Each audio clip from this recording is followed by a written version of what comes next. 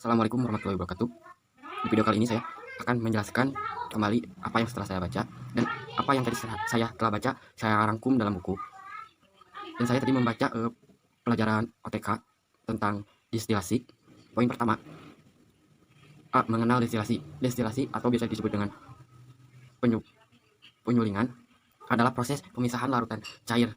Cair menjadi komponen-komponennya mempunyai karakter mudah menguap dan mempunyai perbedaan tekanan uap. Perbedaan tekanan uap menyebabkan perbedaan titik didih.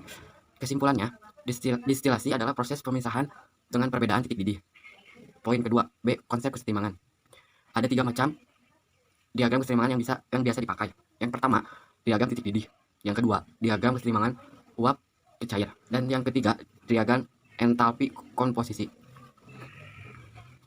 Diagram titik didih adalah diagram yang menyatakan hubungan antar komponen atau titik didih dengan komposisi uap dan cair yang kesetimbangannya. Poin yang kedua, diagram kesetimbangan uap ke cair.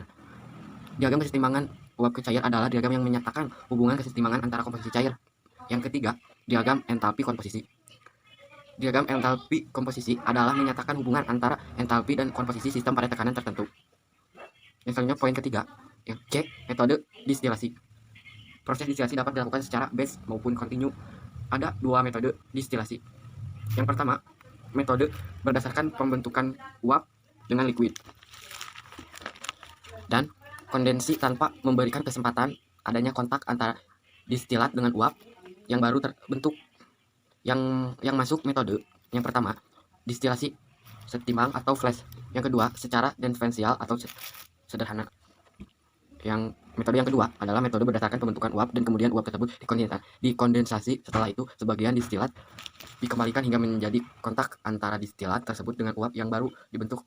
Yang termasuk metode ini adalah vaksinasi atau rektifikasi. Sekian video dari saya. Assalamualaikum warahmatullahi wabarakatuh. Proses distilasi dapat dilakukan secara batch maupun kontinu. Ada 2 metode distilasi. Yang pertama, metode berdasarkan pembentukan uap dengan liquid dan kondensi tanpa memberikan kesempatan adanya kontak antara distilat dengan uap yang baru terbentuk. Yang masuk metode yang pertama, distilasi setimbang atau flash. Yang kedua, secara diferensial atau sederhana. Metode yang kedua adalah metode berdasarkan pembentukan uap dan kemudian uap tersebut dikondensasi. Setelah itu, sebagian distilat dikembalikan hingga menjadi kontak antara distilat tersebut dengan uap yang baru dibentuk. Yang termasuk metode ini adalah vaksinasi atau rektifikasi. Sekian video dari saya. Assalamualaikum warahmatullahi wabarakatuh.